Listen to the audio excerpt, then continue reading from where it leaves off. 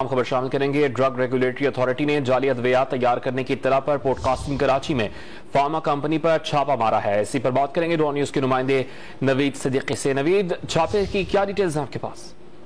ترجمان وزارت صحت کے مطابق ملک بھر میں ڈسٹریبیوٹر، فارمیسیز اور میڈیکل اسٹور پر چھاپے مارے جا رہے ہیں۔ کراچی پورٹ قاسم پر سنکورا فارما کے خلاف بڑی کارروائی عمل میں آئی ہے۔ ڈریپ کی ٹیم کا ہیلتھ اینڈ OTC رولز کے تحت لسٹڈ فرم سنکورا فارما کی انسپیکشن شروع کر دی ہے اور فرم صحت و صفائی کے مطلوبہ سہولیات اور تکنیکی افراد کے بغیر نامناسب کوالٹی کنٹرول اور مائکرو بایولوجی لیبارٹریز کے بغیر کام کر رہی تھی۔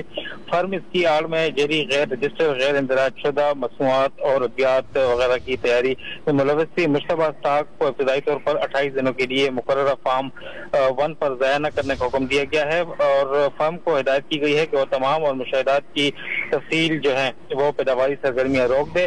فرم کے نمائندے کی طرف سے جمع کرائے گئے ہیلپ نامے کے مطابق متعلقہ بورڈ کی باضابطہ منظوری حاصل کرے۔ جاری ان رجسٹرڈ ادویات کے خاتمے کے لیے پرعزم ہے کہ وزیر صحت کا ان کا کہنا ہے کہ ڈریپ کو ہدایت کی ہے کہ معیاری اور کوالٹی کی ادویات کی فراہمی کے لیے ہر ممکن اقدامات کیے جائیں۔ اس کے علاوہ پیناڈول اور جو پیراسیٹامول کی جو ہورڈنگ ہے، ذخیرہ اندوزی ہے، اس کے خلاف بھی کارروائی کی جا رہی ہے کیونکہ اس وقت مارکیٹ میں 500 ملی گرام کی جو پیناڈول ہے وہ غائب ہے اور 665 ملی گرام کی پیناڈول جو ہے فارمیسیز بنا رہی ہیں جس کی قیمت بہت زیادہ ہے۔ بہت شکریہ نوید آپ کا۔